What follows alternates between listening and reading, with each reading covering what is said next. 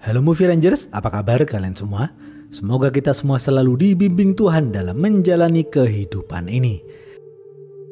Hari ini abang akan menceritakan film berbahasa Swedia yang berjudul The Girl Who Kicked the Hornet's Nest. Film ini dibuat berdasarkan novel psychological thriller yang ditulis oleh Stieg Larsson. Novel Stieg Larsson ini adalah novel terlaris di Eropa di zaman itu. Film ini adalah sequel ketiga. Film ini adalah lanjutan dari sequel kedua yang berjudul The Girl Who Played with Fire yang sudah abang bahas kemarin. Film ini dibintangi aktor Swedia bernama Noomi Rapace yang bercerita tentang sindikat bisnis gelap yang pernah dijalankan oleh oknum penegak hukum dan oknum pegawai pemerintah. Hari ini kita semua ditugaskan untuk membongkar sindikat bisnis gelap ini. Oke, langsung aja put your headset on and listen to me.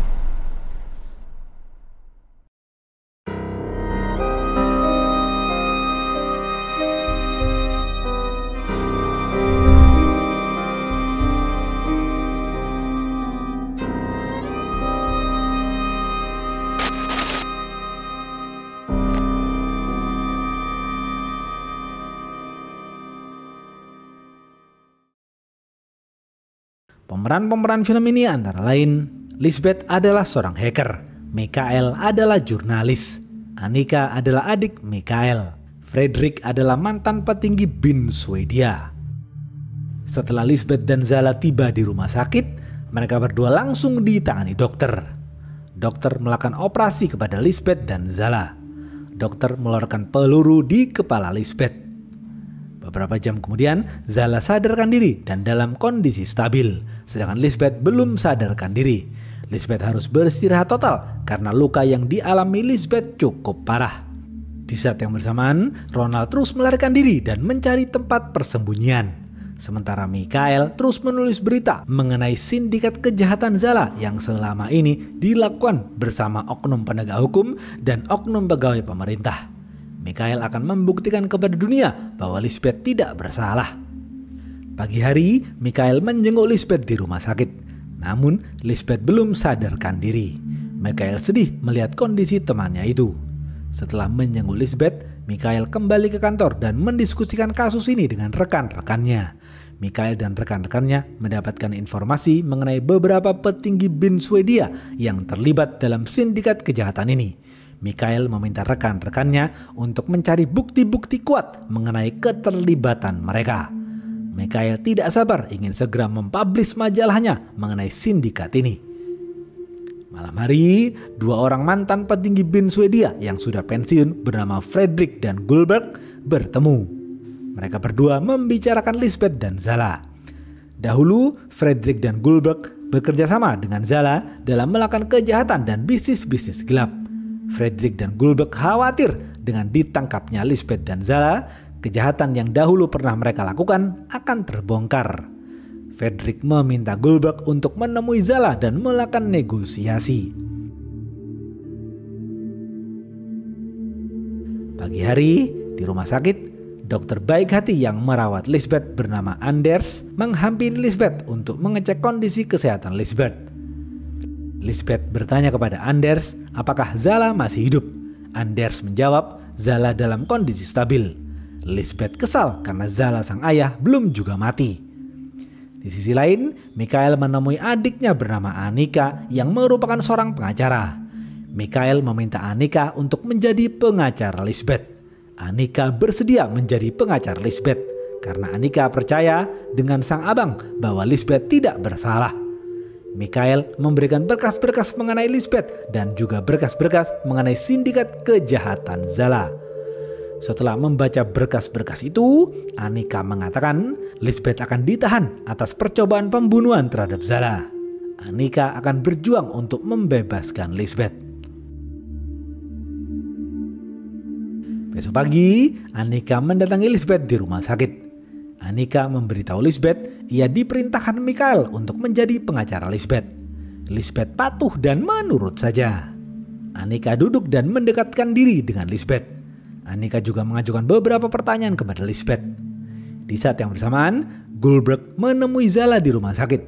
Gullberg mengatakan, "Zala, kau jangan pernah menyebut namaku dan Fredrik di pengadilan nanti.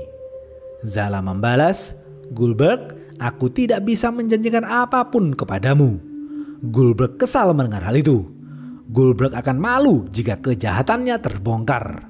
Tanpa berpikir panjang, Goldberg mengeluarkan pistol dan menembak kepala Zala hingga tewas. Mendengar suara tembakan, semua orang berlari ketakutan. Annika keluar ruangan untuk mengecek. Annika melihat Goldberg berjalan ke ruangan Lisbeth. Dengan cepat, Annika menutup pintu ruangan Lisbeth dan mengganjal pintunya. Goldberg berjalan ke ruangan Lisbeth. Namun, Goldberg tidak bisa membuka pintunya. Karena sudah tua dan sakit-sakitan, Goldberg kelelahan dan duduk di kursi. Tanpa berpikir panjang, Goldberg menembak ke lapanya sendiri. Tak lama kemudian, kepolisian datang dan mengamankan TKP. Pasca kematian Zala dan Goldberg, ruangan Lisbeth dijaga ketat oleh polisi. Annika menelpon Mikhail dan memberitahu tragedi itu. Mikhail kaget mendengar hal itu. Annika juga memberitahu Goldberg berusaha masuk ke ruangan Lisbeth. Mikhail yakin Goldberg terlibat dalam sindikat kejahatan Zala. Lisbeth tersenyum puas mendengar kematian sang ayah. Mendengar kematian Goldberg dan Zala, Fredrik turun tangan untuk menangani masalah itu. Fredrik mendatangi markas divisi rahasia Bin Swedia yang dahulu ia buat. Fredrik menemui 2 orang petinggi Bin Swedia yang saat ini menjabat. Fredrik meminta bantuan mereka untuk menghilangkan barang bukti semua kejahatan yang pernah Fredrik lakukan bersama Zala. 2 petinggi itu patuh dan menurut saja. Fredrik akan memanggil para anak buahnya yang dahulu bekerja padanya. Malam hari, Fredrik langsung beraksi. Fredrik memerintahkan anak buahnya untuk memantau aktivitas Mikhail dan Erika. Fredrik tahu Mikhail sedang menelusuri berita mengenai sindikat kejahatan Zala. Pagi hari, Fredrik menemui Dr. Peter. Fredrik menyuruh Peter untuk memindahkan Lisbeth ke rumah sakit jiwa yang Peter jalankan. Peter mengatakan hal itu sulit dilakukan. Karena pasca kematian Zala, Lisbeth dijaga ketat oleh polisi. Pagi hari, Mikhail melakukan aktivitasnya seperti biasa. Mikhail berjalan keluar dan meninggalkan berkas-berkas kasus Gunnar di mejanya. Di saat yang bersamaan, Annika pergi menemui Lisbeth. Annika membawa tas yang berisi berkas-berkas kasus Gunnar. Tiba-tiba, tas Annika dicuri oleh salah satu anak buah Fredrik. Annika kesal kepada si pencuri. Annika lalu menelpon Mikhail dan memberitahu hal itu. Mikhail mengatakan ia akan memberi lagi Annika berkas-berkas kasus Gunnar. Mikhail lalu kembali ke kantor untuk mengambil berkas-berkas kasus Gunnar. Ternyata berkas-berkas kasus Gunnar di meja Mikhail juga dicuri. Mikhail yakin itu pasti ulah teman-teman Zala. Mikhail menelpon Arman dan meminta bantuan. Arman akan mencari tahu siapa pencuri berkas itu. Tangan kanan Fredrik menemui jaksa bernama Ekstrom. Tangan kanan Fredrik memerintahkan Ekstrom untuk menjadi jaksa penuntut dalam kasus Lisbeth. Ekstrom patuh dan menurut saja. Peter menemui Anders di rumah sakit. Peter meminta Anders untuk memindahkan Lisbeth ke rumah sakit jiwa. Karena dahulu Lisbeth pernah dirawat di rumah sakit jiwanya. Anders tidak percaya dengan Peter. Menurut Anders, Lisbeth normal dan tidak gila. Lisbeth tidak perlu dipindah ke rumah sakit jiwa. Peter kesal kepada Anders. Peter lalu kembali pulang. Anders menghampiri Lisbeth dan mengecek kondisi kesehatan Lisbeth.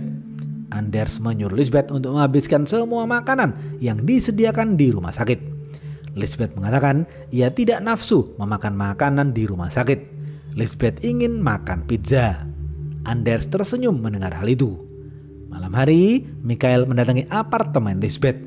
Mikhail menemukan sebuah handphone. Mikhail akan memberikan handphone itu kepada Lisbeth agar Mikhail bisa berkomunikasi secara rahasia dengan Lisbeth. Di rumah sakit, seorang suster memberikan pizza kepada Lisbeth. Suster itu mengatakan pizza ini dari Dr. Anders. Lisbeth tersenyum dan memakan pizza itu dengan lahap. Pagi hari, Mikhail menemui Anders di sebuah kafe. Mikhail menceritakan kasus Lisbeth kepada Anders. Anders baru tahu siapa Lisbeth. Anders kasihan kepada Lisbeth. Mikhail meminta Anders untuk memberikan handphone Lisbeth kepada Lisbeth. Karena hanya Anders yang bisa menyelundupkan handphone itu kepada Lisbeth. Anders bersedia membantu. Anders lalu menemui Lisbeth untuk mengecek kondisi kesehatan Lisbeth. Lisbeth jauh lebih baik dari hari sebelumnya. Anders memberikan handphone itu kepada Lisbeth. Lisbeth sedikit terkejut melihat handphone itu. Lisbeth senang karena akhirnya bisa berkomunikasi dengan dunia luar. Lisbeth membuka handphonenya dan menghubungi Mikhail. Malam hari, Mikhail tidur di apartemen Lisbeth. Mikhail terus berkomunikasi dengan Lisbeth.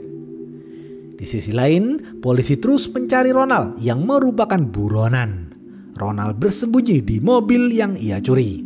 Ronald terus mendengarkan berita di radio mengenai Lisbeth. Ronald akhirnya mengetahui di rumah sakit mana Lisbeth dirawat. Ronald langsung pergi ke rumah sakit itu.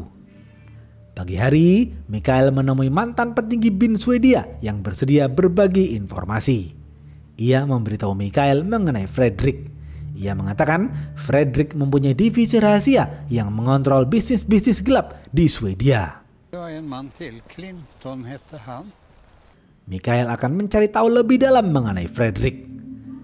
Di rumah sakit, Lisbeth menghubungi temannya yang juga seorang hacker bernama Plagu. Lisbeth memerintahkan Plagu untuk menghack laptop Peter dan memantau pergerakan Peter. Plagu dengan senang hati membantu. Siang hari, Kapolda dan polisi divisi khusus bernama Monica menemui Mikhail secara empat mata. Kapolda dan Monica mengajak Mikhail untuk bekerja sama mengungkap kejahatan Zala. Mikhail senang mendengar hal itu. Mikhail mengatakan ada beberapa oknum polisi yang terlibat dalam kejahatan ini. Mikhail akan menyebut nama mereka dalam majalahnya nanti. Kapolda dan Monica mempersilahkan Mikhail melakukan hal itu. Mikhail meminta Kapolda dan Monica untuk memastikan keselamatan Lisbeth. Malam hari, Lisbeth menulis artikel mengenai masa lalunya. Dalam artikel itu, Lisbeth menceritakan Zala yang sering memukul ibundanya hingga pingsan. Lisbeth juga menceritakan mengenai Bejurman yang telah memperkaos dirinya.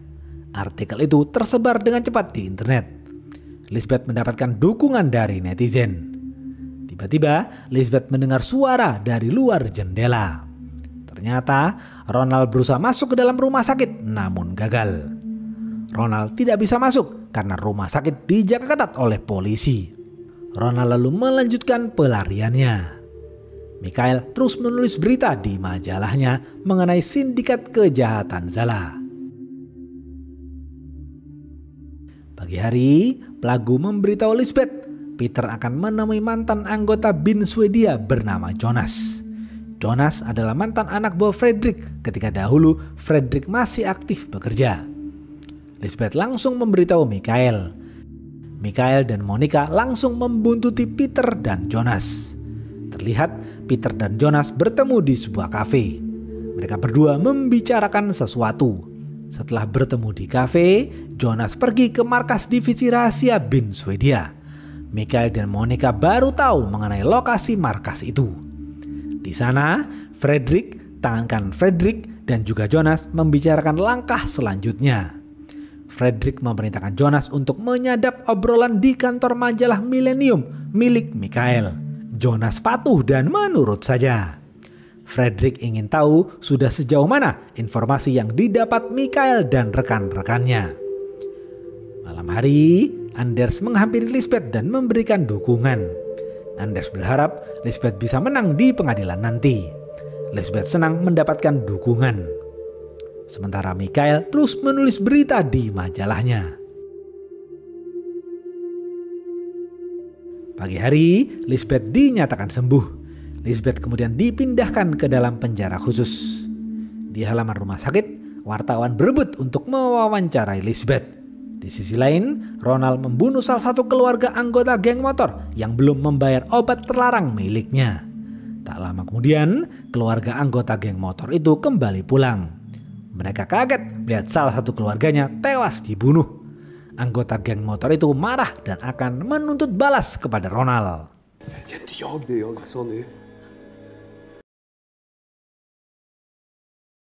Terlihat Fredrik dilarikan ke rumah sakit karena penyakitnya kambuh kembali. Di rumah sakit, Fredrik terus berkoordinasi dengan tangan kanannya untuk mengalahkan Lisbeth di pengadilan. Di kantor, Erika mendapatkan ancaman pembunuhan dari sebuah email yang tidak diketahui asalnya. Email itu berasal dari Jonas. Mikhail menyuruh Erika dan rekan-rekannya untuk berhati-hati. Mikhail dan rekan-rekannya akan mempercepat pembuatan majalah itu. Mikhail sudah tidak sabar ingin segera merilis majalahnya. Mikhail kemudian menemui Annika dan membicarakan kasus Lisbeth. Mikhail memberikan bukti rekaman video ketika Jurman memperkaos Lisbeth. Annika kemudian melihat video itu. Annika murka kepada Jurman. Annika akan berjuang untuk membebaskan Lisbeth. Di dalam penjara, Lisbeth terus berolahraga agar tubuhnya kembali fit. Lisbeth memperkuat diri dan mentalnya untuk menjalani persidangan nanti. Pagi hari, Ronald memukul pemulung di pinggir sungai hingga tewas. Ronald kemudian bersembunyi di bangunan tua dekat sungai. Bangunan itu adalah salah satu properti milik Zala. Di kantor, Erika mendapatkan ancaman pembunuhan lagi melalui email. Erika memberitahu hal itu kepada dua rekannya. Mereka bertiga mulai ketakutan. Fredrik dan para anak buahnya terus mendengarkan obrolan Erika dan rekan-rekannya. Mereka senang karena berhasil membuat Erika dan rekan-rekannya ketakutan. Malam hari, Mikhail kembali ke kantornya. Erika memberitahu Mikhail mengenai ancaman pembunuhan itu. Erika menasihati Mikhail untuk menunda publishnya majalah Millennium mengenai berita sindikat kejahatan Zala. Erika takut akan keselamatan dirinya, Mikhail dan dua rekannya. Mikhail tidak setuju dengan Erika. Mikhail tetap akan mempublish berita itu secepatnya. Mikhail pergi ke penerbit untuk mencetak majalahnya. Erika kesal dan ngambek kepada Mikhail. Erika pulang dan beristirahat tidur di rumahnya. Tengah malam, rumah Erika diserang oleh orang tak dikenal. Erika menelpon polisi dan meminta perlindungan. Pagi hari, Arman memanggil Mikhail dan menunjukkan rekaman CCTV ketika pencuri mengambil berkas kasus Gunnar di meja Mikhail. Namun, Arman belum mengetahui siapa pencuri itu. Siang hari, Fredrik dan rekan-rekannya terus memantau kantor Millennium, sementara Jonas menemui dua orang pembunuh bayaran dari negara Yugoslavia. Polisi memfoto pertemuan itu. Polisi kemudian memberitahu Monica. Monica yakin dua pembunuh bayaran itu diperintahkan untuk membunuh Mikhail dan Erika. Monica langsung pergi menghampiri Mikhail dan Erika. Beruntung, Monica dan kepolisian berhasil menyelamatkan Mikhail dan Erika dari upaya pembunuhan.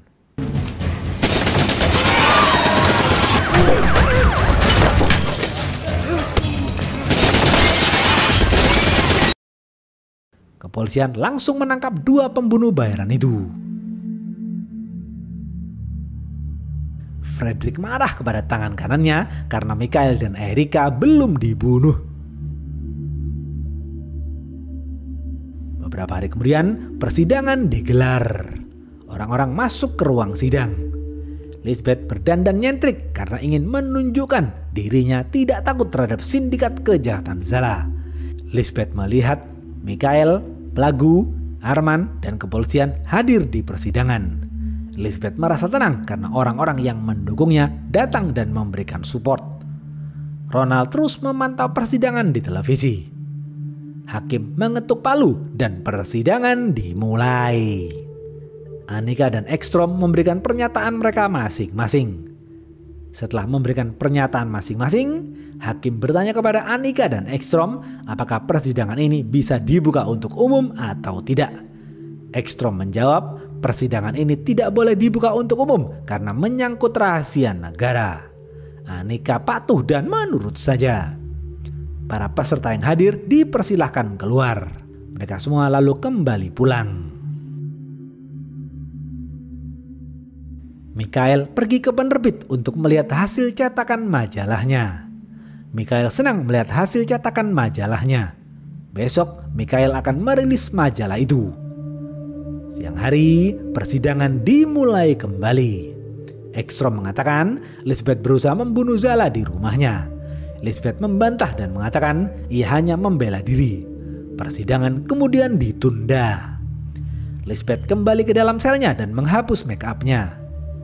Dalam persidangan pertama tadi, kubu Lisbeth tidak bisa melawan. Malam hari, Michael memberikan hasil cetakan majalahnya kepada Erika. Erika kesal kepada Michael yang tetap ngotot mempublish berita itu. Erika mengkhawatirkan keselamatan Michael dan dua rekannya. Michael mengatakan Erika tidak perlu khawatir karena Michael dan dua rekannya sudah dijaga polisi. Beberapa hari kemudian, Michael merilis majalahnya. Di sisi lain, persidangan kasus Lisbeth dibuka kembali. Kali ini, Ekstrom ditemani Peter. Peter menyatakan argumennya kepada hakim. Peter mengatakan, dahulu Lisbeth dirawat di rumah sakit jiwa yang ia pegang. Lisbeth mengalami paranoid skizofrenia. Lisbeth selalu berhalusinasi dan berpikir berlebihan terhadap apapun. Karena itu, Peter tidak percaya pada artikel yang ditulis oleh Lisbeth bahwa Lisbeth diperkaos oleh Jurmen. Lisbeth kesal mendengar omongan Peter. Annika meminta bukti laporan kesehatan jika Lisbeth mengidap penyakit paranoid schizophrenia. Ternyata laporan itu tidak akurat. Persidangan kemudian ditunda. Peter kembali pulang ke apartemennya. Pelaku membuntuti Peter dari belakang. Pelaku bermalam di lobi apartemen Peter untuk memantau aktivitas laptop Peter. Malam hari, Peter membuka laptop pribadinya. Peter memesan seorang gadis bayaran di bawah umur melalui internet. Pelaku langsung merekam aktivitas laptop Peter. Pelaku menyimpannya ke dalam flash disk dan pergi menemui Michael. Pelaku menunjukkan flash disk itu kepada Michael. Michael senang melihat hal itu. Michael lalu memberikan informasi itu kepada Kapolda dan Monica. Kapolda akan menangkap Peter nanti. Beberapa hari kemudian, persidangan dibuka kembali. Lisbeth menyatakan argumennya kepada hakim. Lisbeth mengatakan ia tidak mengidap penyakit apapun. Lisbeth sehat dan normal-normal saja. Annika kemudian menunjukkan kepada hakim rekaman video ketika Jurmen memperkaos Lisbeth. Peter dan Ekstrom baru tahu jika Lisbeth mempunyai video itu. Hakim kaget dan marah melihat video itu.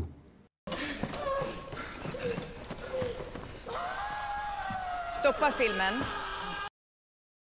Persidangan kemudian ditunda selama 1 jam. Mereka semua membubarkan diri untuk makan siang. Peter sangat ketakutan. Di saat yang bersamaan, Kapolda memimpin para polisi khusus untuk menangkap orang-orang yang terlibat dalam sindikat kejahatan Zala, mulai dari Fredrik, tangan kanan Fredrik, Jonas, dan oknum anggota BIN Swedia lainnya yang terlibat. Para polisi khusus itu langsung menjalankan perintah. Mereka semua terbagi menjadi beberapa tim. Monica dan beberapa polisi khusus melakukan penggerebekan ke markas divisi rahasia yang dibuat oleh Fredrik. Sementara tim yang lain menangkap Fredrik dan semua para anak buahnya yang terlibat. Persidangan kemudian dilanjutkan kembali. Michael dan Kapolda memberikan kesaksian di persidangan. Michael mengatakan ia sudah membahas lengkap semua kejahatan Zala di dalam majalahnya. Kapolda mengatakan para petinggi yang terlibat dalam kejahatan Zala berusaha saling membunuh untuk menghilangkan jejak. Setelah Kapolda menyatakan argumennya, Kapolda memanggil Jan masuk ke ruang sidang. Jan masuk dan menangkap Peter atas kasus perdagangan gadis di bawah umur melalui internet. Persidangan kemudian ditunda. Sore hari, hakim menyatakan Lisbeth dibebaskan atas segala tuduhan. Persidangan kemudian dibubarkan. Lisbeth senang mendengar hal itu. Annika tersenyum kepada Lisbeth. Annika lalu mengantar Lisbeth pulang ke apartemennya. Lisbeth mengucapkan terima kasih kepada Annika. Setibanya di apartemen, Lisbeth merenung sembari mengudut.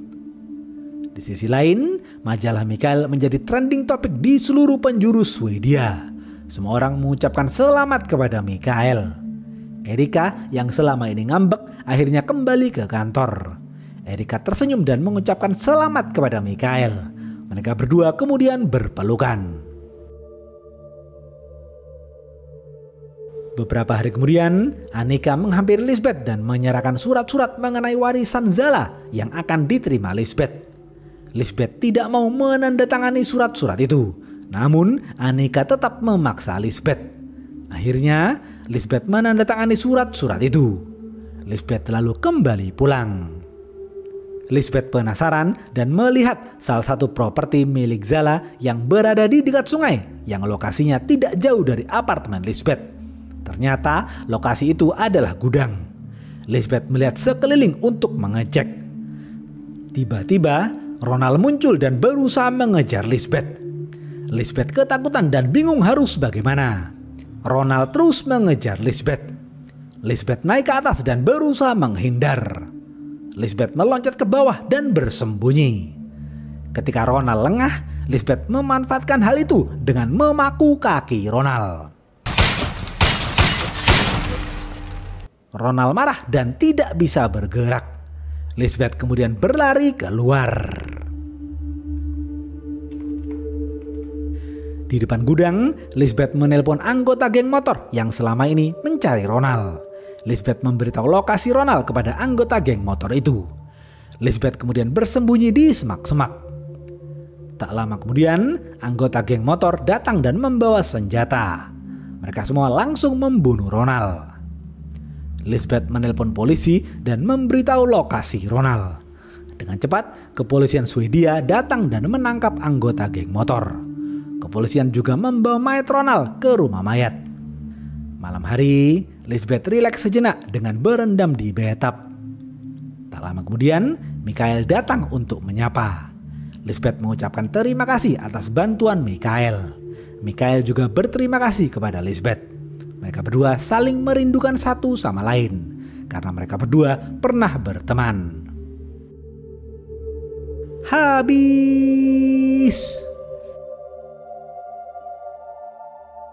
Dengan penuh kerendahan hati dan tanpa menggurui, menurut abang, pesan film ini adalah sepandai-pandainya tupai melompat, pasti akan jatuh juga. Begitupun kita manusia, sepandai-pandainya kita menyembunyikan kejahatan, pasti akan terungkap juga. Kejahatan besar yang dilakukan Zala selama ini bisa terjadi karena di-backing oleh oknum pegawai pemerintah. Tetapi pada akhirnya, semua kejahatan itu berhasil dibongkar oleh Michael dan Lisbeth. Kalau menurut kalian, apa pesan dari film ini? Oke, segitu aja video kali ini.